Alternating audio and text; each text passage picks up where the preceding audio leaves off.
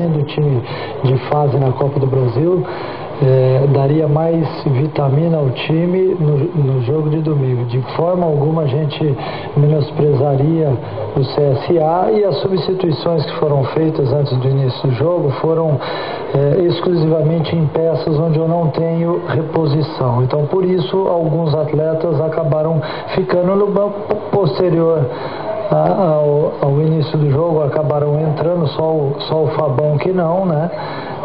Mas sempre que você perde uma partida e perde a chance de avançar numa fase do torneio assim, é lógico que muita gente fala o que quer agora, né? Mas aqueles que sabem do futebol, que conhecem o futebol, sabem aquilo que está sendo feito. O Santos perdeu o jogo da volta por 1-0 e foi eliminado prematuramente na segunda fase da Copa do Brasil.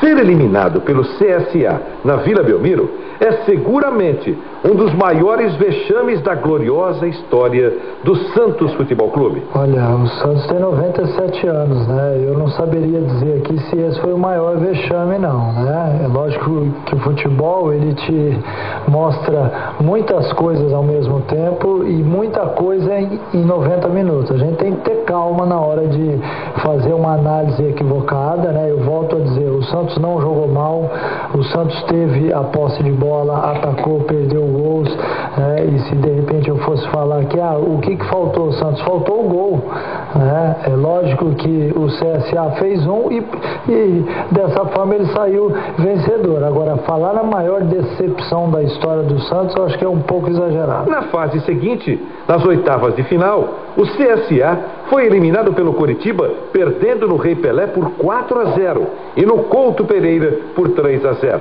O tradicional CSA, que algumas semanas depois foi rebaixado para a segunda divisão do futebol alagoano.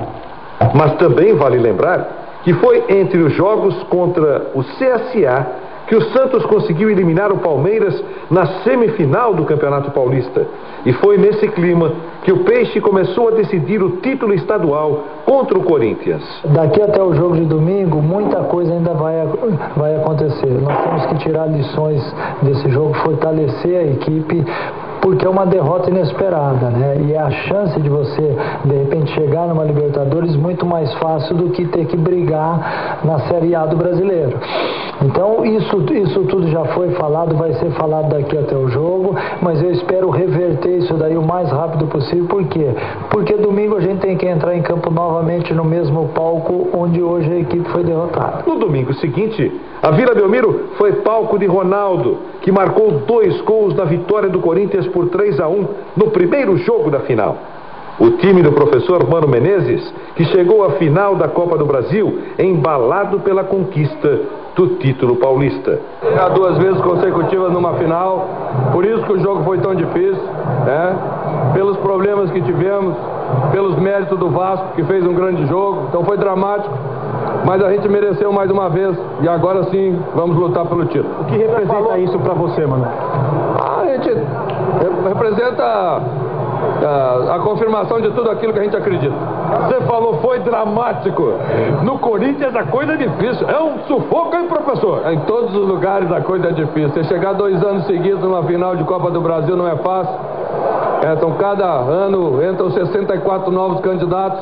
E mais uma vez a gente está entre os dois. Acho que é mérito dessa equipe. A gente sabia que o jogo ia ser muito difícil hoje, mas nos preparamos para a dificuldade do jogo e por isso que chegamos mais uma vez. A Copa do Brasil 2009 também ficou marcada pela estreia de Ronaldo no